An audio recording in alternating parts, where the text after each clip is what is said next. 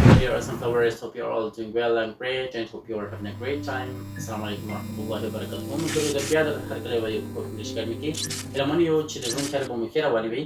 ملګرو لکه څنګه چې موږ تاسو په تېرو درسونو کې پاست ټنس شروع کړی دی او په منظم او ډیپ انفارمیشن سره پرې وغږېدلو.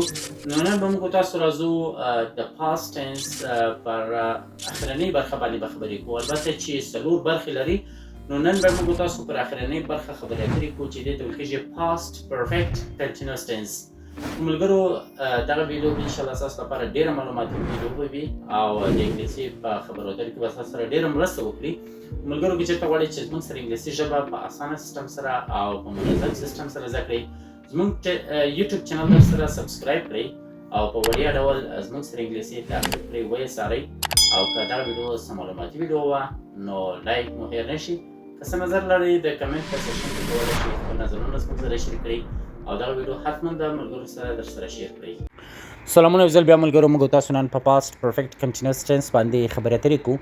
پاست تیره صحیح شو، پرفیکټ بشپړه یا کامله، کنټینیوس روانه، ټنس زمانه، تیره بشپړه شوې روانه زمانه چې موږ تاسو په پښتو کې ورته ویلی شو. اول راځو موږ تاسو یوې نقطې ته چې د زده کړې ارزښت د دغه ټنس څه دی زموږ ستاسو په ژوند کې. ګورئ په انګلیسي ژبه کې ځینې وختونه موږ غواړو دا وښیو چې یو کار په تیر وخت کې شروع شوی و تر بل تیر وخت پورې روان و. یعنې څه؟ کار یوازې شروع شوی نه دی بلکې یو وخت پورې دوام کړی دی دغه کار، چې د همدې لپاره موږ پاست پرفیکټ کنټینوس ټنس کاروو یا له پاست پرفیکټ کنټینوس ټنس څخه استفاده کوو د دغو کارونو د بیانولو لپاره. نو دغه ټنس زموږ استاد سره مرسته کوي چې د دوو تیر وختونو ترمنځ اړیکه روښانه کړو، وښیو چې یو کار څومره وخت روان و. نو دا د دې لپاره موږ تاسو زده کوو چې زموږ خبرې طبیعي سي، روانې او مسلکي واوسېږي. صحیح دی. مثلا ته په انګلیسي ژبه کې وایي چې ته به څنګه په انګلیسي ژبه کې وایي چې مثلا ما سهار کار شروع کړی دی او دغه کار ما کولو تر ماسپښینه پورې. نو د همدې لپاره موږ تاسو پاست پرفیکټ کنټینوس ټنس کارو. صحیح دی. نو که موږ تاسو غواړو چې انګلیسي سمه دقیق او قوي ووایو نو زموږ ستاسو لپاره پکار دی چې دغه ټنس زده کړو. نو دغه ټنس چې دی ډېر مهم دی. مخکې له دې نه چې موږ تاسو تعریفو مثالونو نور شي ته ولاړ سو، راځئ زه غواړم چې تاسو نه یو څو جملې پوښتنه وکړم په پښتو کې. که تاسو وکولی شولو چې دغه جملې تاسو په انګلیسي ژبه کې معنا کړئ یا در سره ولیکئ، یا وکولی شئ چې دغه پښتو جملې زه درته وایم تاسو په انګلیسي کې وژباړل شئ. نو پکار نه ده چې تاسو دغه ویډیو وګورئ، دغه جملې زه درته وایم تاسو یې په انګلیسي کې ترجمه کړئ. اوله جمله داسې دی چې ما له 2 ساعتونو راهیسې سبق لوستلی و یا مې درس لوستلی و، مطالعه. صحیح دی. بله جمله، احمد ډېر وخت کار کوو مخکې له دې چې ناروغ شي. موږ د باران تر شروع کېدو پورې فوټبال لوبولو. دا جمله په انګلیسي باندې ولیکئ. اوس هم باران دلته هم شروع دی. درېیمه څلورمه جمله، هغې له سهاره تر ماښامه پخلی کوو. هغوی له اوږدې مودې راهیسې انتظار ایستلی و. دغه جملې که چېرته تاسو کولی سئ چې په انګلیسي کې معنا کړئ ویې ژباړئ نو پکار نه ده چې تاسو دا ویډیو ګورئ. که چېرته نه یې شئ کولی راځئ چې دغه درس پیل کړو. اول یې راځو موږ تاسو تعریف ته، ډیفینیشن ته. تعریف ډیفینیشن په انګلیسي ژبه کې موږ تاسو دا رقم کولی شو. پاست پرفیکټ کنټینوس ټنس is used to show an action that started in the past and continued up to another point in the past. صحیح دی. پښتو کې دا رقم تعریفولی شو.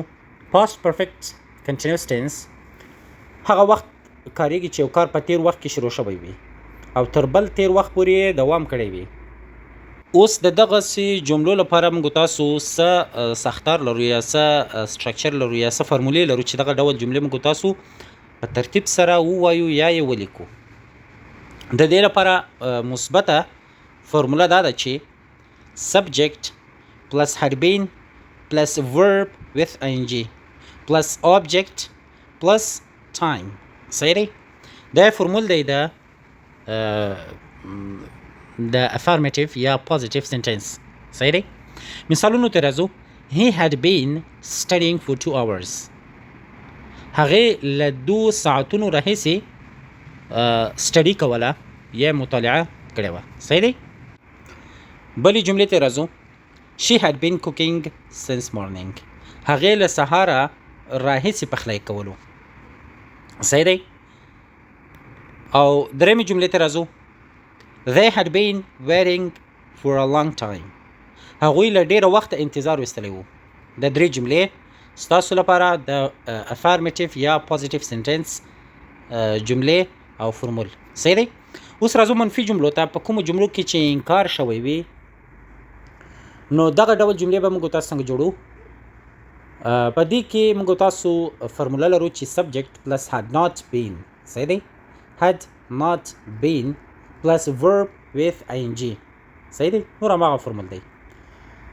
په دې ځای کې موږ تاسو د had not been داسې هم ویلی شو hadn't been. صحیح شو؟ دغه لنډه بڼه دی یا شارټکټ فورم دی. مثال ته اول راځو. he had not been sleeping well. هغه ښه خوب نه کاوه. صحیح شو؟ یعنی هغه په خوب کې ښه نه و، نورماله نه و. صحیح دی؟ دوهمه جمله she hadn't been studying seriously. هغې په جدي ډول مطالعه نه کوله. صحیح شو؟ یا په فارسي کې موږ تاسو ویلی شو او به طور جدي درس نخوانده بود. صحیح دی؟ درېیمه جملې ته راځو. they had not been یا they hadn't been listening carefully. هغوی په دقت غوږ نه کېښودو یا یې په دقت نه اورېدل. اوس موږ تاسو راځو سوالیه جملو ته. په کومو جملو کې چې پوښتنې موږ تاسو ایجادوو یا غواړو چې پوښتنې ته واړو دغسې جملې څنګه بیاړو. فرمول یې داسې دی چې had plus subject plus been plus verb with ing plus هماغه نوره اولنۍ فرموله. صحیح دی؟ یعنی فرمول ټول یو دی، صرف منفي او مثبت لږ لږ فرق لري چې دا فرقونه ما درته وښودل. راځو جملو ته. had you been studying all night. آیا تا ټوله شپه مطالعه کوله یا لوست دې کولو. صحیح دی؟ دوهمه جمله had he been working here before. آیا هغه مخکې دلته کار کوو. صحیح دی؟ had he been working here before. صحیح شو؟ آیا هغه مخکې دلته کار کوو. درېیمې جملې ته راځو. had she been crying. آیا هغې ژړل. نو دا اوس موږ ستاسو past perfect continuous tense.